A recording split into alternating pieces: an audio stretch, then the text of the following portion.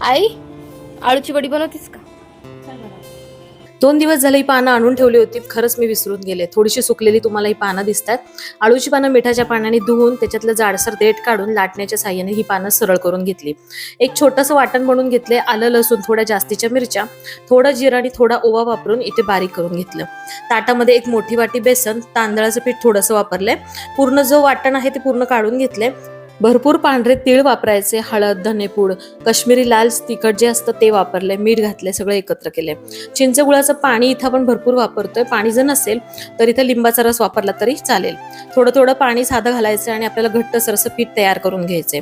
एक एक पान जसं मी ठेवलं त्या पद्धतीने ठेवून त्यावरती पीठ लावून घ्यायचंय. जवळजवळ 4 ते 5 पानांचा असा एक रोल आपल्याला इथे बनवायचा आहे. चारी बाजू ज्या आहेत त्या मी एकसारख्या करून तुम्हाला दिसतात फोल्ड केल्यात. अलगद हाताने आता मस्त रोल आपला इथे तयार झालेला आहे. पीठ जास्तीच लावायचं म्हणजे वडी जी आहे ती कोरडी लागणार नाही. छान दोन्ही बाजूनी पण मी इथे पीठ लावलेलं आहे. 3 रोल माझे इथे तयार झालेले आहेत. आता हे जे रोल आहेत ते आपल्याला चांगले वाफवून घ्यायचे म्हणून मी स्टीमर इथं वापरते. तर स्टीमरच्या खालच्या भांड्यामध्ये पाणी ठेवलं आणि वरती जाळी आहे त्यावरती हे तिन्ही रोल ठेवून घेतेय. झाकण ठेवून 12 ते 15 मिनिटासाठी मध्यम आचेवरती हे रोल जे आहेत ते छान असे वाफवून घेतलेत. घरामध्ये जर स्टीमर अवेलेबल नसेल तर मस्त पातेल्यामध्ये पाणी घ्यायचं, त्याच्यावरती चाळण ठेवायचे. चाळणीवरती रोल ठेवून झाकण ठेवून 12 ते 15 मिनिटं तुम्ही इथे वाफवून घेऊ शकता.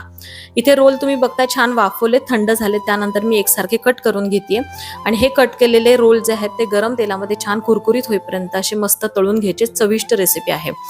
खरं तर पानं सुकलेली असल्यामुळे हा व्हिडिओ मी तुमच्यासोबत शेअर करणार नव्हते, पण पितृपक्ष चालू असल्यामुळे त्यामध्ये पण ह्या वड्या बनवल्या जातात म्हणून ही रेसिपी तुमच्यासोबत शेअर केलेली आहे.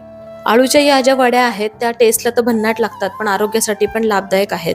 तर नक्की तयार करा. व्हिडिओ कसा वाटला ते कळवा. चॅनलला सबस्क्राईब केलं नसेल तर सबस्क्राईब करा. धन्यवाद.